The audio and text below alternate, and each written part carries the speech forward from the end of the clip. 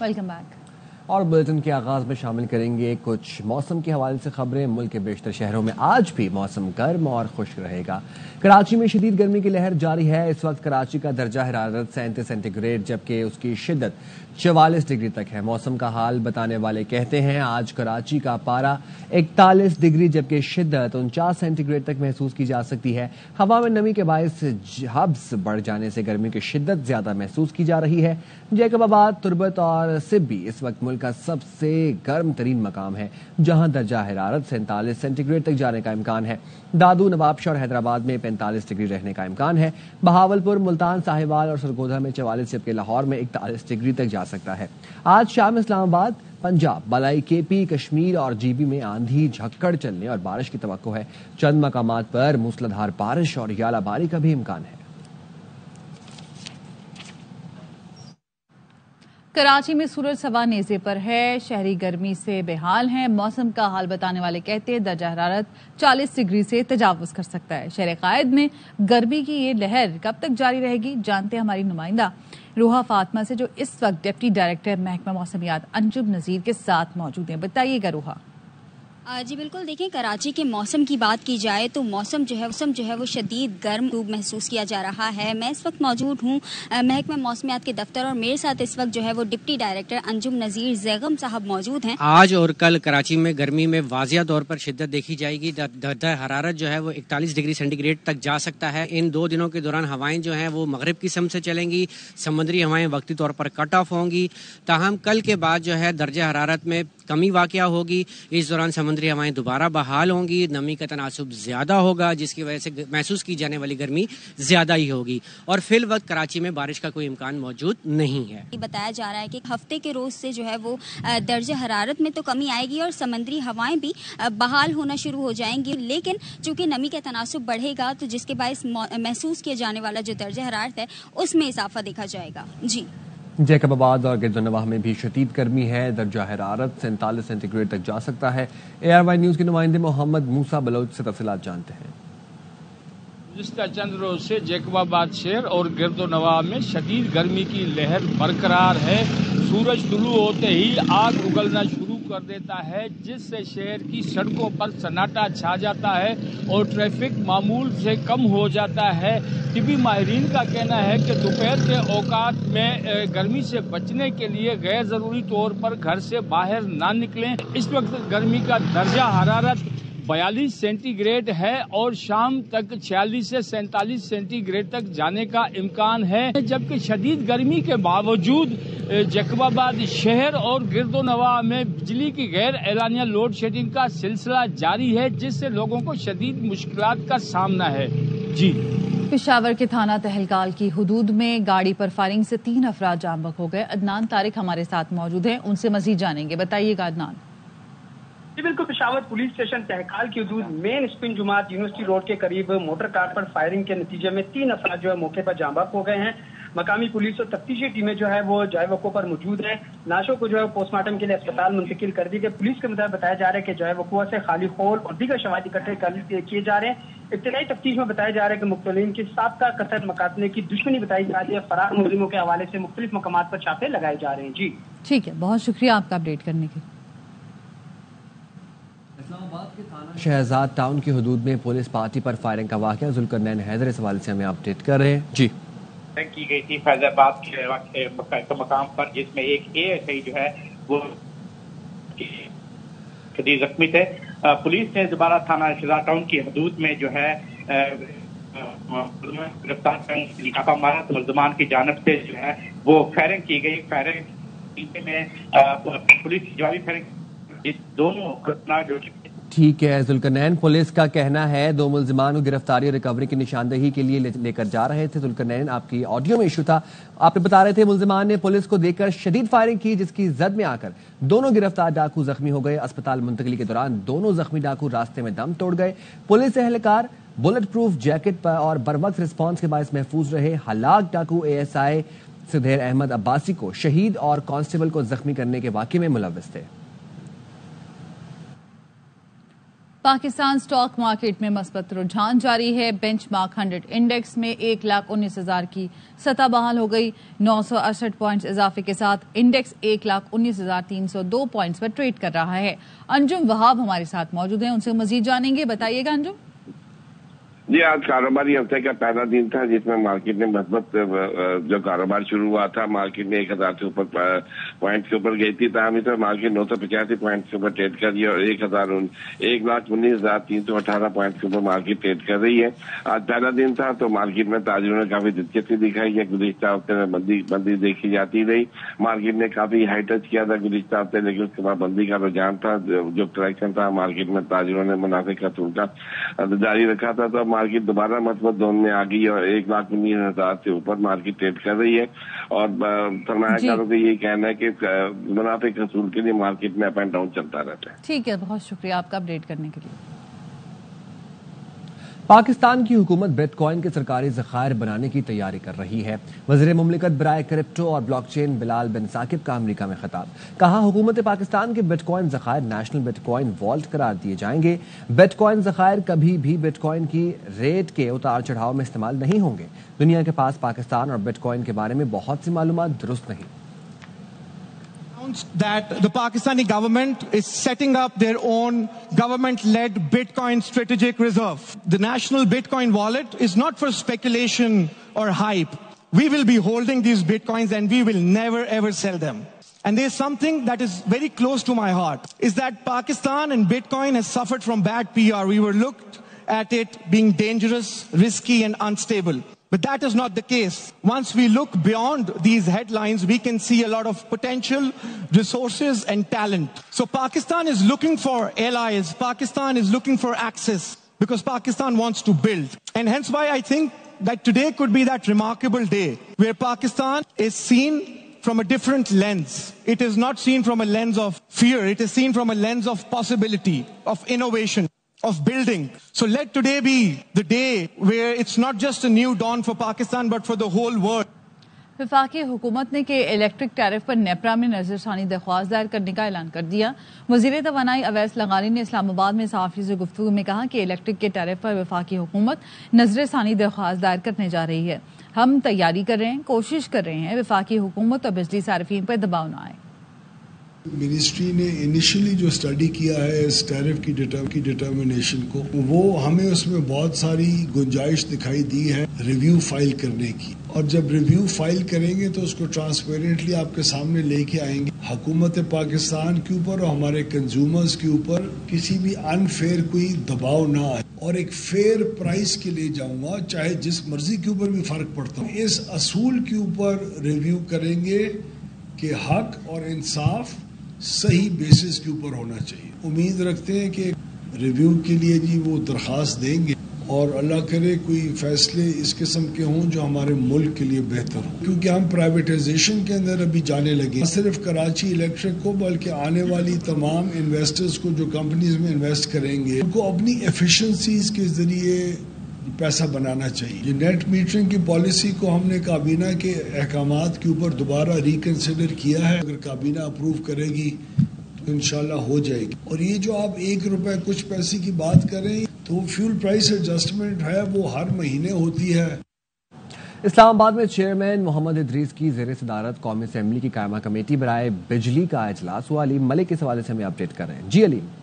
जी, कौमी असेंबली की जो कायमा कमेटी पावर है उसका एनर्जी उसका इजलास अभी भी जारी है। इस इजलास में आज बिजली टैरिफ है और जो बिजली कंपनियों की कारकर्दगी है उस पर गौर किया गया है।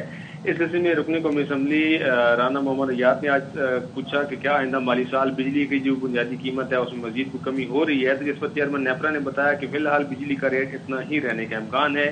राना मोहम्मद यार का कहना था कि सनती शोबे को 30% रिलीफ दिया गया है जबकि ज़रूरी शोबे को कोई रिलीफ नहीं दिया गया, तो जिस पर सेक्रेटरी पावर ने बताया कि सनती शोबे को रिलीफ क्रॉस सब्सिडी खत्म करने के बाद हासिल हुआ है। उनका कहना था कि बिजली शोबे के लिए जामे मनसूबाबंदी की जा रही है। इसके हवाले से मजीद उनका ये भी कहना था कि जो वज़ीर आज़म की जो वज़ीर बिजली हैं अवैस लगारी, उनका भी ये कहना था कि हुकूमत की जानिब से जो IPPs के साथ जो हमारी बातचीत हुई है उसके जरिए अवाम को रिलीफ दिया गया है। और उनका ये भी कहना था कि 200 یونٹ سے کم بجلی والے جو بجلی استعمال والے صارفین ہیں ان کے لیے بجلی کی قیمت میں تقریباً 48 سے 50% کمی آئی ہے، اور ابھی بھی وزارت خزانہ سے آئندہ مالی سال پروٹیکٹڈ صارفین کے لیے زیادہ سبسڈی مانگی ہے تاکہ ایسے صارفین کو زیادہ ریلیف دے سکیں. ٹھیک ہے، بہت شکریہ. وزیر اعظم شہباز شریف کا سماجی رابطے کی ویب سائٹ ایکس پر پیغام. علاقائی امن، خوشحالی اور تعاون کو بڑھانے کے لیے مل کر کام کرنے کے مشترکہ عزم کا اعادہ. کہا کہ ترک صدر رجب طیب ایردوان اور اظہر صدر الہام علیوف کے ساتھ سہ فریقی اجلاس میں شرکت باعث اعزاز ہے. پاکستان، ترکیہ اور آذربائیجان یکجا 3 غالب ہیں.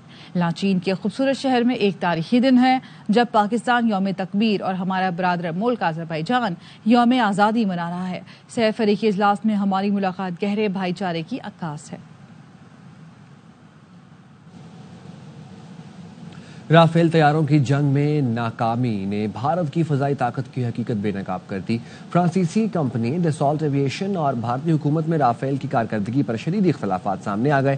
بین الاقوامی میڈیا کے مطابق فرانسیسی کمپنی دسالٹ ایویشن اور بھارتی حکومت میں کشیدگی بڑھ رہی ہے. بھارتی فضائیہ کی جانب سے فرانسیسی رافیل طیاروں کے استعمال پر سوالات اٹھنے لگے. پاکستان نے چینی ساختہ PL-15 میزائلوں کے موثر استعمال سے بھارتی دفاعی دعووں پر کاری ضرب لگائی. فرانسیسی ماہرین کی ٹیم نے بھارت میں رافیل بیڑے کے معائنے کی درخواست کی. نئی دہلی نے فرانسیسی ماہرین کی درخواست سیکیورٹی خدشات پر مسترد کی. فرانسیسی ٹیم تکنیکی مسائل کا جائزہ لینا چاہتی تھی تاکہ شکوک و شبہات ختم کر سکیں. رافیل کی حالیہ کارکردگی پر انڈونیشیا نے بھی دسالٹ جنگی طیارہ معاہدے پر نظر ثانی شروع کر دی.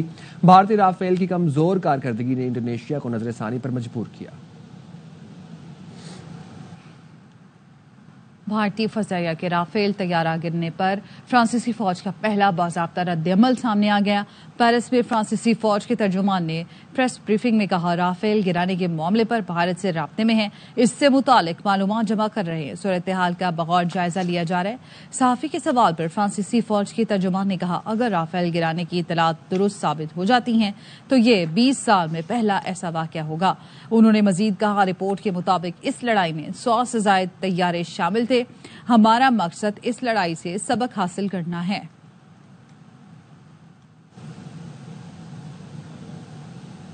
اسپیکر پنجاب اسمبلی لاہور میں تقریب سے خطاب کر رہے ہیں کہ کس طرح سے ہندوستان سنتاس معاہدے کو معطل کرتا ہے. اس سے پہلے پہلگام کا واقعہ اور پہلگام کے واقعے کے نتیجے میں پاکستان کو مورد الزام ٹھہرانا، اس سارے سلسلے میں حکومت پاکستان کی وہ رسپانس کہ یہ پوچھنا کہ اگر آپ کے پاس کوئی شواہد ہیں تو وہ شواہد دیں، اور اگر شواہد نہیں ہیں تو بے بنیاد الزام نہ لگائیں. پھر وہ دیکھنا کہ پاکستان کا یہ کہنا کہ کسی تیسرے فریق سے تحقیق کرا لیں، انویسٹیگیشن ہو جائے اور وہ دیکھ لیں، اس کا فیصلہ کر لیں کہ آپ کے پاس اگر کوئی شواہد ایسے ہیں جو کہ کریڈیبل ہیں، اور یہاں تک کہنا کہ اگر آپ کے پاس کوئی اطلاع ہے چاہے وہ مصدقہ نہیں بھی ہے تو وہ اطلاع بتائیں، یا کسی نان اسٹیٹ ایکٹر کے ذمے جس کی پاکستان میں کسی صورت بھی کوئی تعلق داری بنتی ہے وہ بتائیں، یا یہ بتائیں کہ آپ کا سیکیورٹی لیپس کیسے ہوا، یا یہ بتائیں کہ آپ کا اتنا بڑا انٹیلیجنس فیلئر کیسے ہوا. اور پھر یہ بھی پتا چلا کہ جو پہلگام کا ایریا ہے اس ایریے کو یہ اپنے ہائی سینسٹیو سیکیورٹی ایریاز کے طور پہ کنسیڈر کرتے ہیں، اور جہاں پر یہ واقعہ پیش آیا ہے اس طرف میلوں میل سرویلنس کا بڑا شاندار نظام ہے، چپے چپے پر پہرا ہے، وہاں پر افواج اور سپاہ کی بھرپور موجودگی ہے. تو کیسے ممکن ہے کہ چند بندوقچی جو یہ رائفلیں AK-47 اٹھا کے اتنی ڈیپ 300 میل ان کے ہارٹ لینڈ کے اندر جا کر اس طرح کا واقعہ پہ آ جائے، اور اس کے بعد وہ ایسے غائب ہو جائیں جیسے گدھے کے سر سے سینگ غائب ہوتے. اب یہ باتیں سوچنے کی تھی. ٹھیک ہے، میں آپ کے سامنے یہ بات بھی پورے اصرار کے ساتھ کہوں گا کہ دنیا کے سامنے موقف جاتے ہیں. ایک ہے موقف جو پاکستان کا موقف تھا. اس موقف کو پیش کرنے میں پاکستان کے میڈیا کا کیا کردار رہا؟ پاکستانی موقف یہ تھا کہ ہم نے یہ دہشت گردی نہیں کی. پاکستانی موقف یہ تھا کہ ہم تو خود دہشت گردی کے وکٹم ہیں. واشنگٹن میں بھارتی سیکرٹری خارجہ اور امریکی نائب وزیر خارجہ کے درمیان ملاقات ہوئی۔ ملاقات کے بعد امریکی محکمہ خارجہ کی جانب سے جاری اعلامیے میں بتایا گیا دونوں رہنماؤں کے درمیان تجارت، نقل مکانی اور انسداد منشیات پر تعاون بڑھانے پر بات ہوئی۔ ترجمان وائٹ ہاؤس ٹیمی بروس کا کہنا ہے ڈپٹی سیکرٹری اور سیکرٹری خارجہ نے علاقائی استحکام اور امن برقرار رکھنے کی اپنی مشترکہ خواہش کا بھی اعادہ کیا۔ سکھ فار جسٹس نے امریکی وزیر خارجہ مارکو روبیو کو خط لکھ دیا۔ خط میں گروپتونت سنگھ پنو کو قتل کرنے کے منصوبے میں ملوث بھارتی اہلکاروں پر پابندی کا مطالبہ کیا گیا ہے۔ خط کے متن میں کہا گیا ہے کہ ٹرمپ انتظامیہ قتل کی سازش میں ملوث بھارتی اہلکاروں کے خلاف کارروائی کرے، بین الاقوامی جبر میں ملوث بھارتی اہلکاروں پر امریکہ میں داخلے پر پابندی عائد کی جائے۔ اجیت دوول اور بھارتی مشیر قومی سلامتی ترنجیت سندھو پر پابندی عائد کی جائے۔ بھارتی ایجنسی را کے سابق سربراہ سامنت گوئل پر بھی امریکہ میں داخلے کی پابندی عائد کی جائے۔ سکھ فار جسٹس نے بھارت کے خلاف شواہد بھی محکمہ خارجہ کو جمع کرا دیے۔ مودی کے گودی میڈیا کو ایک بار پھر سبکی کا سامنا۔ چینی دفاعی تجزیہ کار نے ارنب گوسوامی کے پروگرام میں بھارت کے چھکے چھڑا دیے۔ جنرل بخشی کو تاریخ کے مطالعے کا مشورہ دیا، کہا تاریخ سے نابلد ہوں تو آپ عظیم ملٹری لیڈر نہیں بن سکتے۔ I listened very carefully to what the excellent General had to say. China acquired Xinjiang before the time of Jesus Christ. So, read history first, General. Tibet became part of China about 800 years ago. Again, read about history. When you talk about invasion of Tibet, it's not done by China. That's the basic historical facts you need to study. I know you study the military, but studying military without historical context will not make you a great military leader. That's the first point. You talked about China and Pakistan. China-Pakistani friendship and cooperation are established on solid rocks. It will never be shaken by any force in the world. So, no country in the world should second-guess China-Pakistani solidarity and friendship and brotherhood did not just start in May 2025. It started quite a few decades ago. The Pakistani side and the Chinese side jointly produced the military planes, and the Pakistani side has the full benefit of all the military advances. So, don't pretend to be surprised if China and Pakistan closely cooperate in defending the legitimate of Pakistan, in defending its sovereignty and territorial integrity. Now, you talked about terrorism.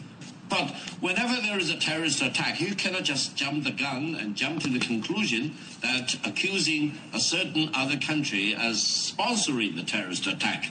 Let's deal with the terrorist attacks as they are and get to the bottom of that by exhausting all investigation and inquiry before you will be justified to take military actions. From the Chinese perspective, taking military action is always a matter of last resort rather than a first resort. And I think it will be completely unjustified for India to jump the gun and to attack another country. وزیر اعظم شہباز شریف نے کہا آج ہم عالمی برادری کے ساتھ مل کر اقوام متحدہ کے امن دستوں کا عالمی دن منا رہے ہیں۔ یہ دن اقوام متحدہ کے امن دستوں کی جانب سے عالمی سلامتی کے لیے لاتعداد قربانیوں کی یاد دہانی ہے۔ یہ دن ایک پرامن، مستحکم اور خوشحال دنیا کے لیے امن دستوں کے اہم کردار کا اعتراف ہے۔ پاکستانی امن دستے اقوام متحدہ کے 48 مشنز میں امتیازی خدمات انجام دیتی رہی ہیں۔ 181 پاکستانی امن فوجیوں نے بین الاقوامی امن کے حصول میں جان کی قربانیاں دی ہیں۔ یہ دن اقوام متحدہ کی امن فوج کو درپیش بہت سے چیلنجز کا جائزہ لینے کا ایک مناسب موقع ہے۔ بین الاقوامی برادری سے مطالبہ کرتا ہوں اقوام متحدہ کی کامیاب پالیسیوں کے لیے اپنی وابستگی کا اعادہ کریں۔ پاکستان تحریک انصاف پنجاب کی قیادت ایک بار پھر تبدیل۔ تحریک انصاف پنجاب کی چیف آرگنائزر عالیہ حمزہ کو عہدے سے ہٹا دیا گیا۔ خواجہ نصیر ہمارے ساتھ موجود ہیں، ان سے مزید جانیں گے، بتائیے گا۔ بالکل جی، پاکستان تحریک انصاف جو انتظامی بحران ہے اس کا شکار ہے۔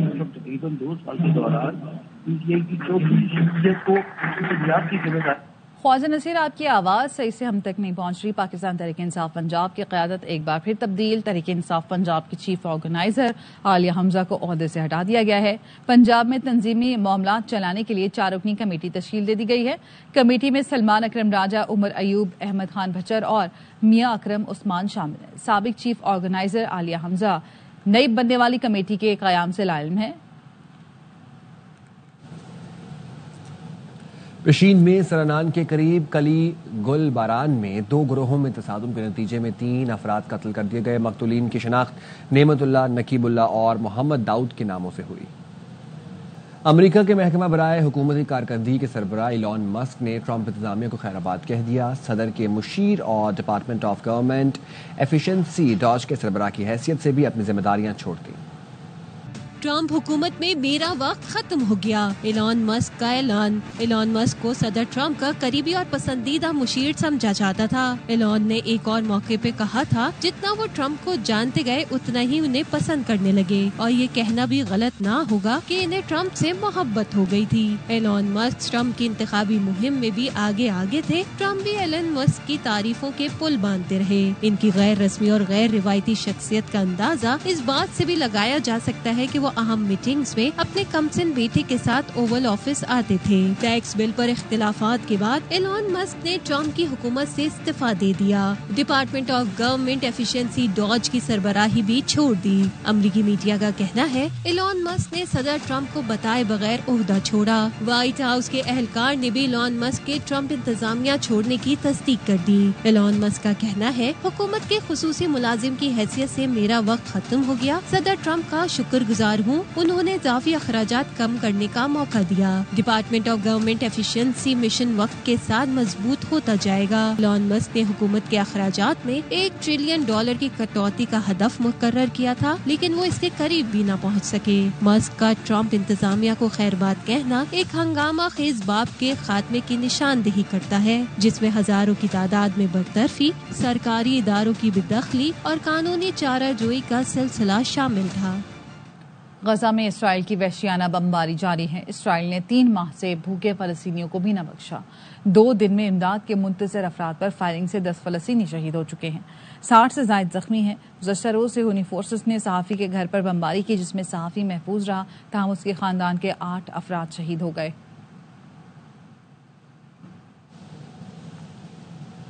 हमें खाना दे दो, गजा के बच्चों की बैनुल अक़वामी बरादरी से अपील। भूख से निढाल 2 साल के बच्चे ने इशारों में अपना दर्द बयान किया। 6 साल की बच्ची ने इसराइली मजालिम की कहानी सुनाई।